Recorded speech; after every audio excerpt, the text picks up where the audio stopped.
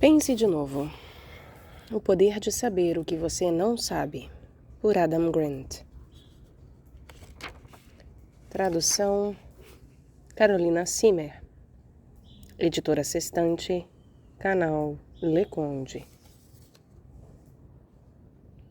Caros ouvintes, caso gostem do que aqui é lido, adquiram o livro. E caso gostem do meu trabalho, venham auxiliá-lo. Isso é possível via Pix, Apoia-se e Vaquinha. Centavos serão muito bem-vindos. Também é possível auxiliar curtindo, compartilhando, comentando, inscrevendo-se no canal, porque tudo isso faz diferença em termos de engajamento. E ainda outro auxílio possível é comprar livros que chegam até mim pela lista da Amazon, como nos fez José. O José nos comprou e presenteou este livro que agora ouvimos. Faça parte você também deste trabalho. Muito obrigada a todos pela presença. Desejo uma boa escuta. Estamos na parte 4. Estamos em nosso último capítulo, capítulo 11. Haverá ainda o epílogo. Hoje, evitando a visão em túnel. Como repensar mesmo os mais estabelecidos planos de carreira e de vida. Uma indisposição surgiu algumas horas após a minha chegada. Achei que encontrar um emprego poderia ajudar. No fim das contas, tenho muitos parentes no inferno, e com a ajuda dos meus contatos me tornei assistente de um demônio que arranca dentes das pessoas. Não era um emprego de verdade. Estava mais para um estágio. Porém, depois de um tempo, você começa a se perguntar: foi para isso que eu vim para cá? Para ficar entregando tipos diferentes de alicates para um demônio? Jack Handey. O que você quer ser quando crescer? Na infância, essa era a pergunta que mais me incomodava. Conversas com adultos eram um suplício, porque eles sempre a faziam, e ninguém nunca gostava da minha resposta, não importava o que eu dissesse. Quando falei que queria ser super-herói, eles riram. Então mudei para jogador de NBA, mas apesar de inúmeras horas dedicadas a fazer arremessos na cestinha de casa, na cesta, no quintal de casa, não passei nos testes para entrar no time de basquete da minha escolinha por 3 anos seguidos. Estava na cara que era um sonho ousado demais. No ensino médio, Fiquei obcecado com salto ornamental e decidi que queria ser treinador de saltos. Os adultos zombaram do meu plano. Disseram que eu estava pensando muito pequeno. Já mais velho, decidi estudar psicologia. Mas isso não me abriu portas, apenas me deu algumas para fechar. Eu sabia que não queria ser terapeuta, não tinha paciência, e nem psiquiatra, não tinha estômago para a faculdade de medicina. Permaneci sem rumo e invejava as pessoas que tinham um plano de carreira definido. Já meu primo Ryan sabia o que queria ser quando crescesse desde o jardim de infância. Virar médico não era apenas o sonho americano, era o sonho da família. Nossos bisavós imigraram da Rússia e passaram por muitas dificuldades. Nossa avó era secretária, nosso avô trabalhava em uma fábrica. Mas isso não bastava para sustentar 5 filhos. Então ele tinha um segundo emprego como entregador de leite. Antes de as crianças chegarem à adolescência, ele as ensinou a dirigir o caminhão de leite para conseguirem terminar as entregas das 4 da manhã, antes do horário da escola e do trabalho. Como nenhum dos filhos quis fazer medicina, nem continuar entregando leite, meus avós torceram para que a geração seguinte trouxesse o prestígio de um Dr. Grant para a família. Os primeiros 7 netos não se tornaram doutores. Eu fui o 8º e trabalhei em vários empregos para pagar a faculdade e ter opções. Os 2 ficaram muito orgulhosos quando terminei meu doutorado em psicologia, mas continuaram torcendo por um doutor de verdade. Para o 9º neto, Ryan, que chegou 4 anos depois de mim, virar médico era quase uma exigência. Ryan cumpria todos os requisitos. Além de ser precoce, tinha ótima ética de trabalho. Seu plano era se tornar neurocirurgião. Ele se entusiasmava com a ideia de ajudar pessoas e estar pronto para enfrentar quaisquer obstáculos que aparecessem pelo caminho. Quando começou a pesquisar faculdades, Ryan foi me visitar. Durante uma conversa sobre especializações, ele brevemente expressou dúvidas se deveria mesmo fazer medicina, me perguntando se não seria melhor estudar economia. Existe um termo em inglês que captura a personalidade de Ryan. Blurtitiousness. Creio eu que seja assim que se fala, não tenho certeza. É uma combinação de palavras para loquacidade e flerte. Sim, é um conceito real usado em pesquisas de psicologia. Quando as pessoas dotadas de blurtitiousness interagem com os outros, suas respostas tendem a ser rápidas e efusivas.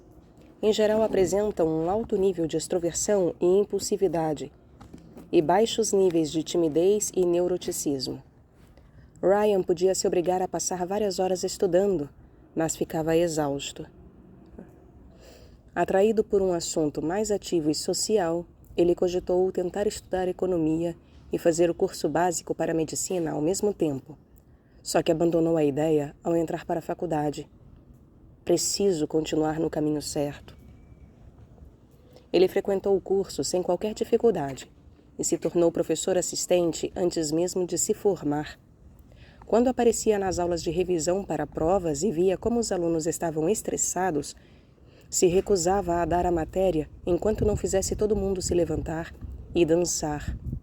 Ao ser aceito em uma faculdade da Ivy League para a especialização, ele me perguntou se deveria fazer um MBA ao mesmo tempo. Ryan ainda se interessava por administração, mas tinha medo de perder o foco. Preciso continuar no caminho certo. No último ano de medicina, ele se inscreveu em residências de neurocirurgia, como mandava o figurino.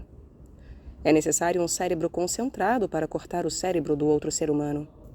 Ryan não sabia se conseguiria fazer aquilo, nem se a carreira lhe deixaria tempo para ter uma vida. Ele pensou que talvez fosse melhor abrir uma empresa de cuidados de saúde. Mas quando passou para a Yale, optou por fazer a residência.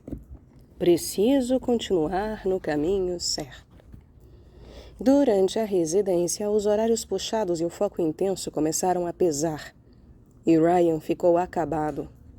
Ele sentia que, se morresse naquele dia, ninguém no sistema se importaria nem notaria. O sofrimento de perder pacientes e de lidar com cirurgiões abusivos era constante e provavelmente não acabaria nunca. Apesar de aquele ser seu sonho de infância e o sonho dos nossos avós, o trabalho não lhe dava tempo para mais nada. Por pura exaustão, ele começou a questionar se deveria desistir. Meu primo decidiu que não podia desistir. Ele já havia ido longe demais para mudar de rumo. Então terminou a residência de 7 anos. Quando enviou a documentação para receber seu registro, o hospital rejeitou o pedido, porque as datas do seu currículo estavam do lado direito em vez de do esquerdo. Nossa! E de saco cheio do sistema, Ryan se recusou a corrigir o problema. Depois de vencer essa batalha contra a burocracia, mais um título foi acrescentado aos seus estudos. Uma especialização de 8 anos em um método de cirurgia de coluna vertebral complexo e minimamente invasivo. Hoje ele é neurocirurgião em um centro médico importante. Com 30 e poucos anos, Ryan continua pagando as dívidas dos empréstimos estudantis mais de uma década depois de se formar.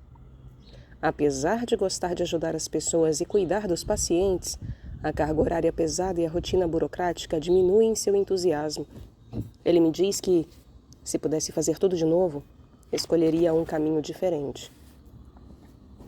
Já me questionei muito sobre o que meu primo precisava ouvir para repensar sua escolha de carreira. O que realmente queria conquistar com seu trabalho. Todos nós temos uma ideia de quem desejamos ser e de como pretendemos orientar nossa vida. Ela não se limita à carreira.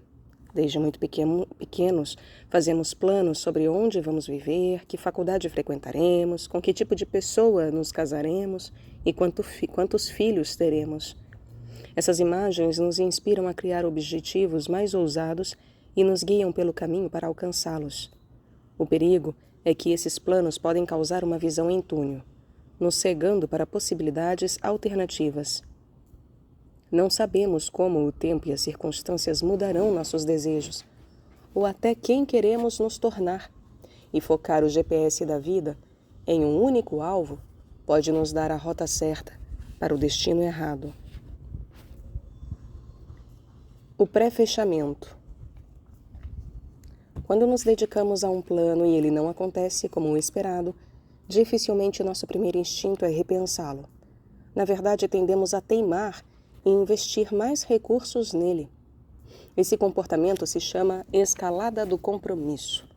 Evidências mostram que empreendedores permanecem seguindo estratégias fracassadas quando deviam mudar de rumo. Gerentes gerais e técnicos da NBA continuam investindo em novos contratos e deixando em campo jogadores ruins que pareciam promissores, e políticos insistem em enviar soldados para guerras que jamais deveriam ter sido iniciadas. Um dos fatores são os custos irrecuperáveis, porém as causas mais importantes parecem ser psicológicas e não econômicas. A escalada do compromisso acontece porque somos criaturas racionais, constantemente buscando justificativas interiores para as crenças que tivemos, em uma tentativa de acalmar o ego, proteger nossa imagem e validar decisões passadas. Um dos principais motivos para fracassos que podiam ter sido prevenidos é a escalada do compromisso.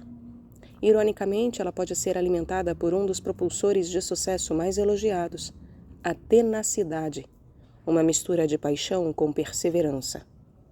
Pesquisas mostraram que ela pode ter um papel importante na motivação para alcançar objetivos em longo prazo. Porém, quando se trata de repensamento, pode ter um lado sombrio. Experimentos indicam que pessoas tenazes apresentam uma tendência maior a passar mais tempo do que deveriam apostando em jogos de azar e são mais dispostas a insistir em tarefas que estão dando errado, mesmo quando o sucesso é impossível. Pesquisadores até sugerem que alpinistas tenazes têm mais probabilidade de morrer em expedições porque estão dispostos a fazer de tudo para chegar ao pico. Existe uma linha tênue entre a persistência heróica e a teimosia tola. Às vezes, o melhor tipo de tenacidade é trincar os dentes e dar meia volta. Ryan passou 16 anos escalando seu compromisso com a medicina. Se tivesse sido menos determinado, poderia ter mudado de caminho antes. No começo, ele foi vítima daquilo que psicólogos chamam de pré-fechamento identitário, quando nos acomodamos prematuramente em uma identidade sem a devida diligência e fechamos nossa mente para identidades alternativas. Na escolha da carreira, o pré-fechamento geralmente começa quando os adultos perguntam às crianças o que elas querem ser quando crescer. A reflexão sobre esse questionamento pode gerar uma mentalidade fixa sobre trabalho e sobre si mesmo. Acho que essa é uma das perguntas mais inúteis que os adultos fazem às crianças, escreveu Michelle Obama. O que você quer ser quando crescer? Como se crescer fosse finito, como se você fosse se tornar algo em determinado momento e fim de história. Algumas crianças sonham pequeno. Seu pré-fechamento é seguir os passos da família, e elas nunca cogitam outra opção. É provável que você conheça pessoas com um problema oposto. Elas sonham alto demais, se prendendo a visões grandiosas que não são realistas. Às vezes, nos falta o talento de ir atrás de nossas ambições profissionais e acabamos abandonando-as. Em outras ocasiões, é pouco provável que nossa vocação pague as contas. Você pode ser tudo o que quiser? Disse o comediante Chris Rock em um tom zombeteiro. Digam a verdade para as crianças.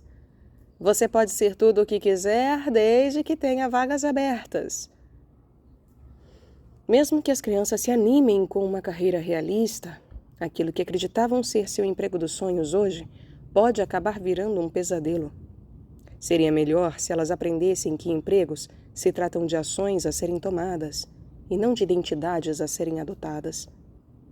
Ao enxergarem o trabalho como algo que fazem e não como algo que são, elas se tornam mais abertas a explorar possibilidades diferentes. Apesar de o fascínio de crianças pequenas por ciência ser comum, elas tendem a perder o interesse e a confiança em seu potencial como cientistas ao longo do ensino fundamental. Estudos recentes mostram que é possível manter seu entusiasmo ao apresentá-las à ciência de um jeito diferente. Quando alunos do 3º e 4º anos aprendem sobre fazer ciência, em vez de serem cientistas, eles ficam mais empolgados com a ideia. Virar cientista parece muito inalcançável, mas fazer experimentos é algo que todos podemos tentar. Até crianças menores de 3 anos expressam mais interesse em ciência quando ela é apresentada como algo que fazemos, e não como alguém que somos. Recentemente, no jantar, meus filhos resolveram perguntar para todo mundo à mesa o que queriam ser quando crescessem. Eu disse que ninguém precisa escolher uma carreira. Em média, uma pessoa acaba tendo uma dúzia de trabalhos na vida. Eles não precisam ser uma coisa só. Podiam ser muitas. Isso fez com que começassem a debater tudo o que amam fazer. Suas listas incluíam montar cenários com Lego, estudar o universo, escrever, arquitetura, design de interiores, dar aulas de ginástica, fotografia, treinar futebol, ser youtuber de fitness. Escolher uma carreira não é igual a encontrar uma alma gêmea. É possível que seu emprego ideal não tenha nem sido inventado. Velhas indústrias estão mudando, enquanto novos campos surgem mais rápido que nunca. Há pouco tempo, o Google, Uber e Instagram não existiam. Sua versão futura também não existe agora, e seus interesses podem mudar com o tempo. Hora de fazer um check-up. O pré-fechamento acontece em uma variedade de planos que fazemos para a vida. Depois de nos comprometermos com um, ele se torna parte da nossa identidade, e é difícil reverter a escalada do compromisso. É como decidir estudar letras porque você adora ler, mas então descobrir que detesta o processo de escrever. Ou como optar por iniciar a faculdade durante uma pandemia, só para depois concluir que seria melhor ter esperado um ano. Preciso continuar no caminho certo. Ou como terminar um relacionamento porque você não quer ter filhos, só para depois acabar se dando conta de que talvez queira. A escalada do compromisso pode nos impedir de evoluir. Em um estudo com músicos amadores, aqueles que escolhiam seguir carreira profissional como artistas apresentavam uma probabilidade maior de ignorar conselhos sobre trabalho de alguém em quem confiavam ao longo dos 7 anos seguintes. Eles escutavam seus corações e ignoravam os mentores. De certa forma, o pré-fechamento identitário é o oposto de uma crise de identidade. Em vez de aceitar a incerteza sobre quem queremos nos tornar, desenvolvemos uma convicção compensatória e nos jogamos de cabeça em um projeto de carreira. Notei que os alunos que têm mais certeza dos seus planos profissionais aos 20 anos costumam ser aqueles que mais se arrependem aos 30. Eles não repensaram o suficiente ao longo do caminho. Às vezes, isso acontece porque pensam demais como políticos, desejosos da aprovação dos pais e dos colegas. O status o seduz, tornando-o cego para o fato de que não importa o quanto alguém se impressiona com uma conquista ou uma associação. A escolha continua sendo ruim se deixa você deprimido. Em outros casos, o problema é estarem presos no modo pastor, encarando o emprego como uma causa sagrada. E, de vez em quando, carreiras são escolhidas no modo advogado, e eles acusam colegas de vender a alma para o capitalismo, jogando-se em organizações sem fins lucrativos na esperança de salvar o mundo. Infelizmente, é comum que os estudantes saibam muito pouco sobre o trabalho em si, e também sobre sua identidade em desenvolvimento para firmar um compromisso vitalício. Eles ficam empacados em ciclos de confiança excessiva, orgulhando-se de ir atrás de uma identidade profissional e se cercando de pessoas que validam essa convicção. Quando descobrem que fizeram a escolha errada, acham que é tarde demais para tentar de novo. Há coisas demais em jogo para mudar de rumo. Parece não valer a pena abrir mão de status e um salário já bom e inutilizar as competências desenvolvidas e o tempo investido.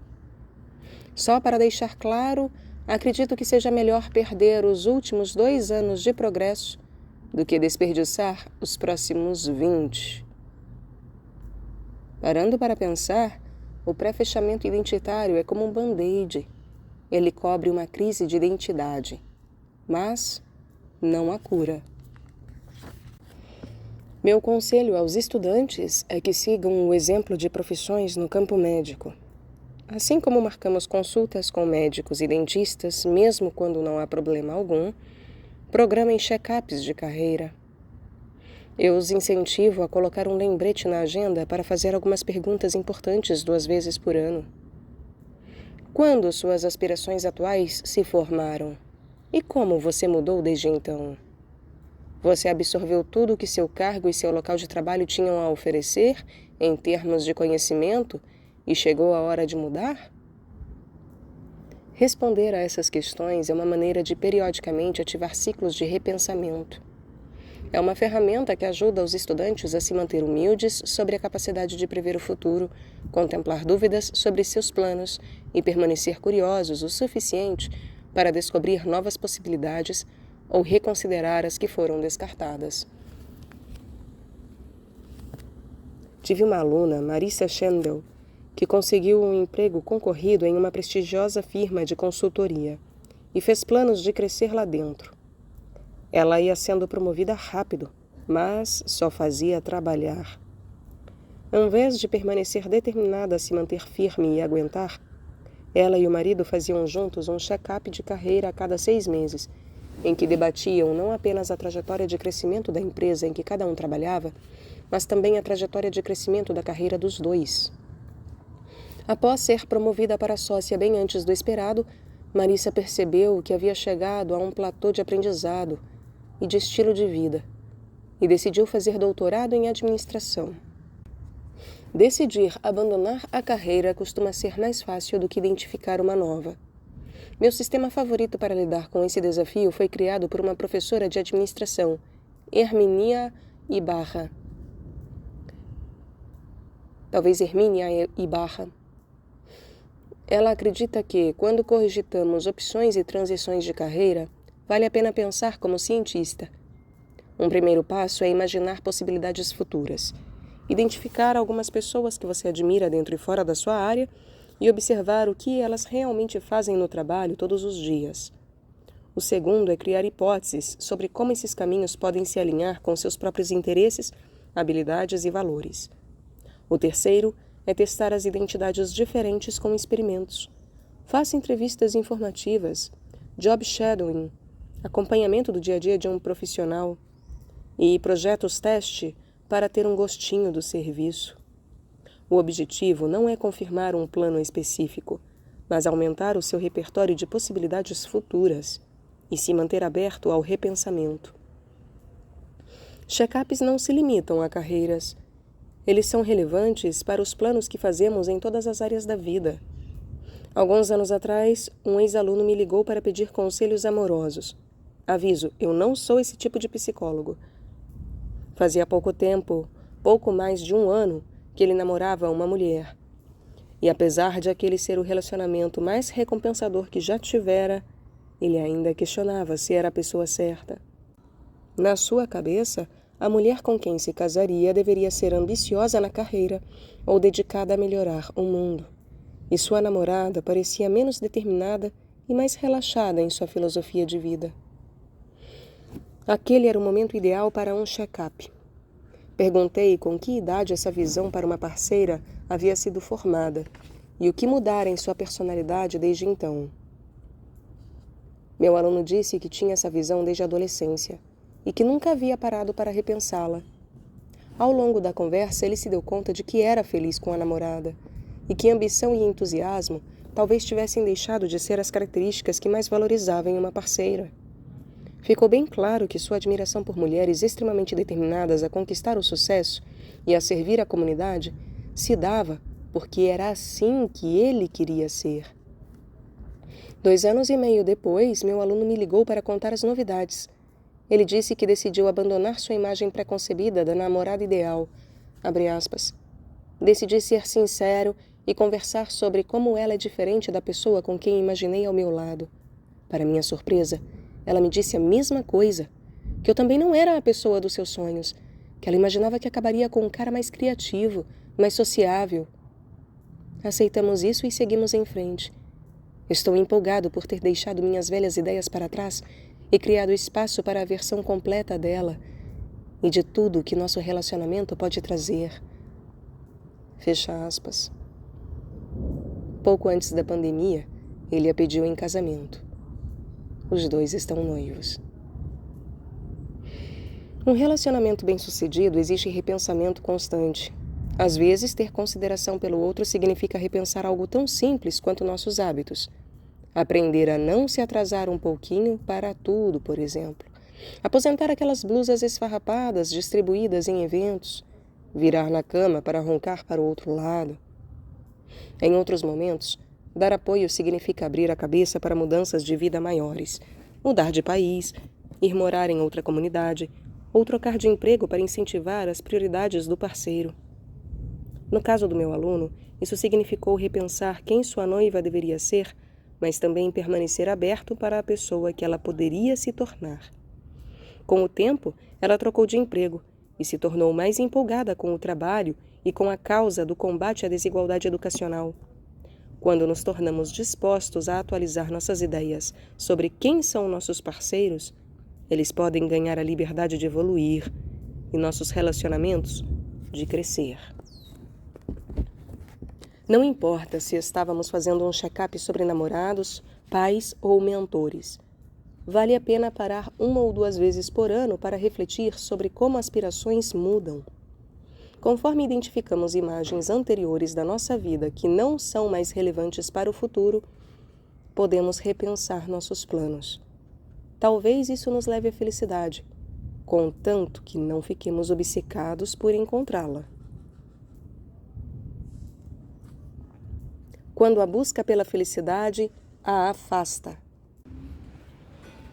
Quando pensamos em como planejar nossa vida, poucas coisas são mais importantes que a felicidade. O Reino do Butão tem um índice de felicidade nacional bruta. Nos Estados Unidos, a busca pela felicidade é tão valorizada que faz parte de um dos 3 direitos inalienáveis da Declaração da Independência. Porém, se não tomarmos cuidado, essa procura pode se tornar uma receita para o sofrimento. Psicólogos acreditam que, quanto mais as pessoas valorizam a felicidade, menos felizes costumam se tornar. Quanto mais as pessoas valorizam a felicidade, menos felizes costumam se tornar. Isso vale para as que naturalmente se importam com ela e para voluntários selecionados de forma aleatória para refletir sobre por que ela é importante. Existem até evidências de que atribuir um peso muito grande a ela seja um fator de risco para a depressão. Por quê? Uma possibilidade é que, quando buscamos a felicidade, passamos tempo demais avaliando a vida em vez de aproveitá-la. Não apreciamos momentos de alegria, só ruminamos por que a vida não é mais alegre. Um segundo suspeito provável é o fato de passarmos tempo demais almejando o auge da felicidade, ignorando que ela depende mais da frequência de emoções positivas do que sua intensidade. Um terceiro fator potencial é que damos ênfase demais ao prazer em detrimento do propósito. Essa teoria é consistente com dados que sugerem que um senso de propósito é mais saudável do que felicidade, e que as pessoas que o buscam são mais bem-sucedidas na conquista de suas paixões e apresentam menos tendência a pedir demissão do que aquelas que buscam júbilo. Apesar de o regozijo ir e vir, o propósito pessoal tende a permanecer.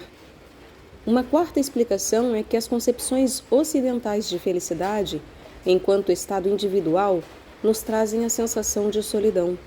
Em culturas orientais mais coletivas, esse padrão é revertido. A busca pela felicidade prevê uma sensação maior de bem-estar, porque as pessoas priorizam o engajamento social a atividades independentes. No ano passado, uma aluna veio conversar comigo à procura de conselhos. Ela explicou que, quando escolheu a Wharton, estava focada demais em encontrar a melhor faculdade e não a mais compatível com sua personalidade. Se pudesse voltar atrás, preferia ter ingressado em uma instituição com uma cultura mais despojada e uma ideia mais forte de comunidade. Agora, ela sabia quais eram os seus valores. Estava cogitando pedir transferência para uma universidade que a deixasse mais feliz. Algumas semanas depois, a mesma aluna me contou que um momento da minha aula a ajudara a repensar seu plano. Não foi a pesquisa sobre felicidade que debatemos, a exaltação de valores que ela preencheu, nem a atividade da tomada de decisão que fizemos. Foi um esquete do Saturday Night Live que eu exibi para a turma. A cena começa com Adam Sandler interpretando um guia de turismo. Em um comercial de mentira anunciando os tours que sua empresa oferece pela Itália, ele menciona que algumas avaliações de fregueses expressavam decepção, aproveitando a oportunidade para lembrar aos clientes o que uma viagem pode causar ou não. Abre aspas. Viagens podem nos ajudar a relaxar, a ver alguns esquilos com caras diferentes, mas não conseguem consertar problemas mais profundos, como seu comportamento em grupo. Podemos levar você para fazer uma trilha? Não podemos transformá-lo em uma pessoa que gosta de trilhas. Lembre-se, nas férias, você continua sendo você. Se você se sente triste no lugar em que está e pega um voo para a Itália, vai continuar a mesma pessoa triste de antes, só que agora em outro país. Fecha aspas. Quando buscamos a felicidade, é comum começarmos mudando de arredores. Esperamos encontrar êxtase em um clima mais ameno ou em um dormitório mais agradável, mais amigável. Mas qualquer alegria que essas escolhas causem costuma ser temporária. Em uma série de estudos, universitários que mudaram de ambiente ao trocarem de moradia ou o horário das matérias logo voltaram para o seu nível médio de felicidade. É como Ernest Hemingway escreveu: não é possível fugir de si mesmo mudando de lugar. Por outro lado, estudantes que mudaram de hábitos, entraram para um clube, ajustaram a rotina de estudos ou começaram um projeto novo, tiveram ganhos duradouros de felicidade. A alegria depende mais do que fazemos e menos do que somos.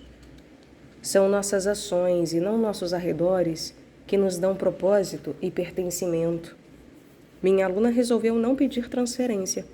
Em vez de repensar a universidade, ela decidiu repensar como investia o seu tempo. Talvez fosse impossível mudar a cultura de uma instituição inteira, mas criar uma subcultura era uma possibilidade. Ela começou a organizar saídas semanais para tomar café com os colegas de turma e convidava aqueles com quem compartilhava interesses e valores para um chá semanal. Alguns meses depois, ela me contou que havia formado várias amizades próximas e estava feliz por sua decisão de ter continuado ali. O impacto não ficou por aí. Seus chás se tornaram uma tradição para acolher alunos que se sentiam deslocados. Em vez de se transferirem para uma nova comunidade, eles criaram a própria comunidade em miniatura. Seu foco não era a felicidade, mas contribuir e se conectar. Vida, liberdade e a busca por propósito. Só para deixar claro, eu não incentivaria ninguém a permanecer em um cargo, um relacionamento ou um lugar que detesta, a menos que a pessoa não tenha alternativa. Mesmo assim, quando se trata da carreira, em vez de buscar um emprego que vai deixar você mais feliz, talvez seja melhor procurar aquele que ofereça mais oportunidades de aprender e contribuir. Psicólogos acreditam que, no geral, paixões são desenvolvidas e não descobertas. Em um estudo com empreendedores, quanto mais esforços eles dedicavam às suas startups, mais seu entusiasmo pelo negócio aumentava a cada semana. Seu amor crescia conforme eles ganhavam ímpeto e dominavam a área. Ao investir no aprendizado e na evolução de problemas, podemos desenvolver nossas paixões e desenvolver as habilidades necessárias para realizar o trabalho e ter uma vida de que nos orgulhamos. Conforme envelhecemos, nos tornamos mais focados em buscar propósito, e é mais provável que ele seja encontrado em atos que ajudam os outros. Meu teste favorito para ver se um trabalho tem propósito é perguntar: se esse cargo não existisse, a vida das pessoas iria piorar? É quase no meio da vida que esse questionamento começa a ganhar peso. Por volta dessa época, tanto na carreira quanto no âmbito pessoal, sentimos que temos mais a oferecer e menos a perder, e nos tornamos mais empolgados para compartilhar nossos conhecimentos e habilidades com a próxima geração. Quando meus alunos falam sobre a evolução da autoestima em sua carreira, a progressão costuma acontecer assim: fase 1, não sou importante. Fase 2, sou importante. Fase 3, eu quero contribuir com algo importante. Notei que quanto mais rápido eles chegam à fase terceira, que é contribuir com algo importante, mais impacto causam e mais felizes se sentem. Isso me faz pensar na felicidade menos como um objetivo e mais como um resultado da aptidão e do propósito. O filósofo John Stuart Mill escreveu, abre aspas, só são felizes aqueles que têm a mente focada em algum objeto diferente da própria felicidade, no bem-estar de terceiros, na melhoria da humanidade, até em alguma arte ou busca, almejada não só como um recurso, mas como um ideal. Assim, ao mirarem algo diferente, eles encontram a felicidade pelo caminho. Fecha aspas. Carreira, relacionamentos e comunidades são exemplos daquilo que a ciência chama de sistemas abertos. Estão constantemente em fluxo porque não são isolados dos ambientes. Sabemos que eles são guiados por pelo menos 2 princípios fundamentais. Sempre existem múltiplos caminhos para o mesmo fim, equifinalidade, e o mesmo ponto de partida pode ser um caminho para muitos fins diferentes, multifinalidade. Devemos ter cuidado para não nos apegarmos demais a uma rota ou a um destino específicos. Não existe uma única definição de sucesso, nem uma única via para a felicidade. Meu primo Ryan finalmente acabou repensando suas decisões profissionais. No 5º ano da residência em neurocirurgia, ele fez a própria versão do check-up de carreira e decidiu ceder aos desejos empreendedores. Ele cofundou uma startup financiada por capital de risco chamada Nomad Health, que cresceu rápido, e oferece um marketplace para conectar médicos e instituições de saúde. Ryan também oferece consultoria para várias startups de aparelhos médicos. É proprietário de várias patentes da área médica e agora está desenvolvendo múltiplas startups para aprimorar o serviço de saúde. Ele ainda se arrepende de ter se apegado tão cedo à identidade de neurocirurgião e de sua escalada de compromisso com a carreira. No trabalho e na vida pessoal, o melhor que podemos fazer é planejar o que desejamos aprender e nos empenharmos por 1 ou 2 anos, permanecendo abertos para o que vier depois. Para adaptar uma analogia de E.L. Doctorow, colocar no papel um plano para a vida inteira é, abre aspas, como dirigir à noite no meio de uma neblina. Você só consegue enxergar o que os faróis mostram, mas é possível fazer a viagem inteira desse jeito. Fecha aspas. Não precisamos abandonar completamente os nossos planos para repensar algumas ideias. Há pessoas que adoram a área em que trabalham, mas estão insatisfeitas com o seu cargo atual. Outras talvez não queiram se arriscar a mudar de cidade ou país por causa do emprego ou do parceiro. E muitas não podem se dar ao luxo de mudar. Talvez a dependência econômica de um emprego ou apego emocional à família limitem suas opções. Mas, mesmo quando não temos a oportunidade ou a vontade de fazer grandes transformações na vida, ainda é possível fazer ajustes menores para dar novo fôlego aos nossos dias. Minhas colegas não tenho a menor ideia de como se pronuncia este sobrenome, Wierzchniewski, não sei, e Jane Dutton, acreditam que, em todas as linhas de trabalho, há pessoas que se tornam arquitetas ativas de seus empregos. Elas repensam seus papéis através do job crafting, alterar suas ações diárias para que se adaptem melhor aos seus valores, interesses e habilidades. Um dos lugares em que Amy e Jane estudaram esse recurso foi no Sistema de Serviços da Saúde de Universidade de Michigan. Se você visitar um andar específico desse hospital, não vai demorar muito para os pacientes que tratam câncer lhe contarem como são gratos a Candice Walker. A missão dela não era apenas proteger o sistema imunológico frágil desses pacientes. Incluía também cuidar de suas emoções frágeis. Seu apelido para o centro de quimioterapia era Casa da Esperança. Candice geralmente era a primeira a consolar as famílias quando seus entes queridos passavam por tratamento. Levava bagels e café para eles. Ela fazia os pacientes rirem, contando histórias sobre seus gatos bebendo leite de sua caneca ou mostrando que tinha calçado uma meia marrom e outra azul sem querer. Um dia, ao ver uma paciente caída no chão do elevador, se contorcendo de dor com a equipe ao redor sem saber o que fazer, Candice imediatamente tomou as rédeas da situação. Tratou de colocá-la em uma cadeira de rodas e levá-la para a emergência. Mais tarde, a mulher a chamaria de minha salvadora. Candice Walker não era médica nem enfermeira, e também não era assistente social. Ela era servente. Seu trabalho oficial era manter o centro de oncologia limpo. Ela e seus colegas foram contratados para fazer o mesmo trabalho. Porém, alguns acabaram repensando seu papel. Uma faxineira em uma unidade de terapia intensiva de cuidados em longo prazo tomou para si a responsabilidade de reorganizar com regularidade os quadros nas paredes, torcendo para que a mudança de cenário despertasse o interesse dos pacientes em coma. Quando lhe perguntaram por que fez isso, ela respondeu: não faz parte do meu trabalho, mas faz parte de mim. Nossa identidade é um sistema aberto, assim como nossa vida.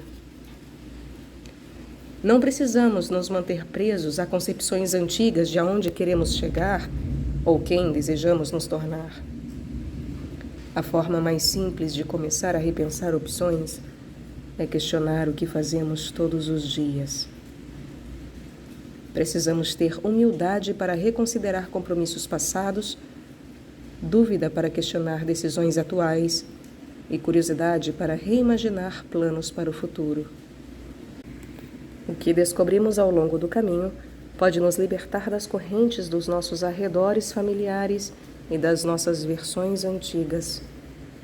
O repensamento nos liberta não só para atualizarmos conhecimentos e opiniões, ele nos ajuda a buscar uma vida mais recompensadora.